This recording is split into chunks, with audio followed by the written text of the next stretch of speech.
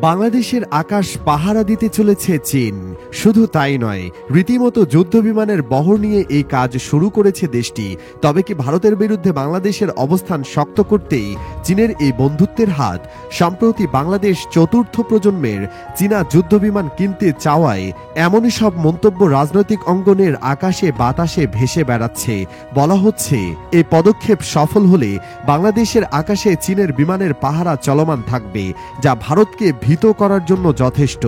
রাজনৈতিক সংবেদনশীল এক সময়ের মাঝ দিয়ে বাংলাদেশ যাচ্ছে। এমন অবস্থায় পুরনো যুদ্ধবিমানগুলো আধুনিকায়ন করার বিষয়টি বিবেচনা করছে সামরিক বাহিনী। এমনটাই বলা হয়েছে হংকং ভিত্তিক চীনা সংবাদ মাধ্যম সাউথ চায়না মর্নিং পোস্টের প্রতিবেদনে। আন্তর্জাতিক এই নিউজ পোর্টালের প্রতিবেদনে বলা হয়েছে, এক্ষেত্রে চীনের তৈরি জে-10C সম্ভবত একটি বিকল্প হতে পারে। তবে পর্যবেক্ষকরা মনে করছেন 4.5 জেনারেশন বা প্রজন্মের এই মাল্টিরোল যুদ্ধবিমানটি দেশের বহরে যোগ করা ব্যয়বহুল হবে এবং চীন ও ভারতের মধ্যে উত্তেজনা বাড়ানোর ঝুঁকি তৈরি করতে পারে। জানা যায়, বাংলাদেশ বিমান বাহিনীর প্রধান air chief marshal Hasan Mahmud খানের চীন সফরের পর বিষয়টি সামনে আসে। প্রতিরক্ষা বিষয়ক সংবাদ সংস্থা ইন্ডিয়ান ডিফেন্স রিসার্চ উইং জানিয়েছে, গত মাসে হাসান মাহমুদ খান সাংবাদিকদের বলেন, বাংলাদেশ মাল্টিরোল কমব্যাট এয়ারক্রাফট ও অ্যাটাক হেলিকপ্টার সংগ্রহের জন্য জোর প্রচেষ্টা চালাচ্ছে। একই প্রতিবেদনে আরও উল্লেখ করা হয়েছে, বাংলাদেশ বিমান বাহিনী আধুনিকায়নের প্রথম ধাপে 16টি জে-10C যুদ্ধবিমান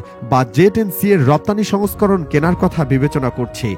সফরে হাসান মাহমুদ খান চীনের জুহাই এয়ার শোতে অংশগ্রহণ করেন। এটি চীনের প্রতিরক্ষা ও বাণিজ্যিক এরিয়াল প্ল্যাটফর্মের বৃহত্তম প্রদর্শনী।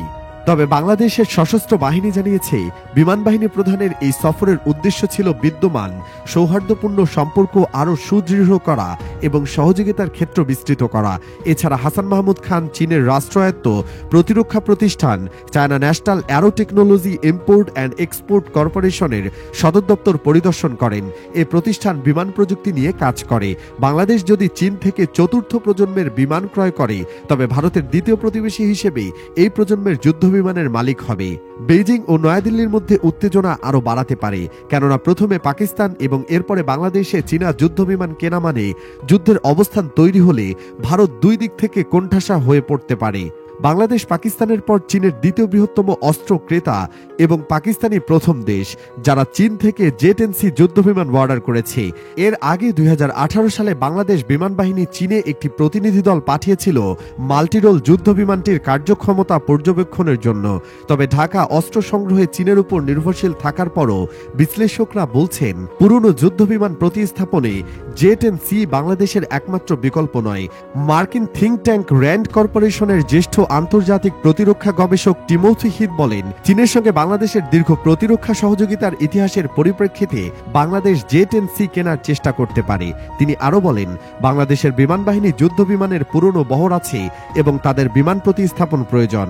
হিথ উল্লেখ করেন, বাংলাদেশ বিমান বাহিনীর বর্তমানে যে পরিমাণ জে-7 যুদ্ধবিমান আছে বহরে, তার চেয়ে কম সংখ্যক জে-10C কিনতে হতে পারে বাংলাদেশকে। পাশাপাশি ঢাকা অন্যান্য যুদ্ধবিমান কেনার কথাও বিবেচনা করতে পারে। এরপরে বিমান ব্যবসা নিয়ে কাজ করা প্ল্যাটফর্মগুলোর ফ্লাইট গ্লোবালের এক প্রতিবেদনে বলা হয়েছে, বাংলাদেশে বর্তমানে 36টি F-7MG যুদ্ধবিমান ব্যবহার করছে। F-7MG হল জে-7 সিরিজের একটি সংস্করণ, যা বিশেষভাবে বাংলাদেশের জন্য ডিজাইন করা হয়েছে। প্রসঙ্গত, জে-10C ভিগারস ড্রাগন যুদ্ধবিমানকে প্রায়শই আমেরিকান F-16 যুদ্ধবিমানের সঙ্গে তুলনা করা হয়। 2018 সালে চীনের বিমান বাহিনীতে এটি প্রথম প্রবেশ করে। এটি জে-10C এর একটি সংস্করণ, যা চীনের উৎপাদিত WS-10B ইঞ্জিন দিয়ে সজ্জিত।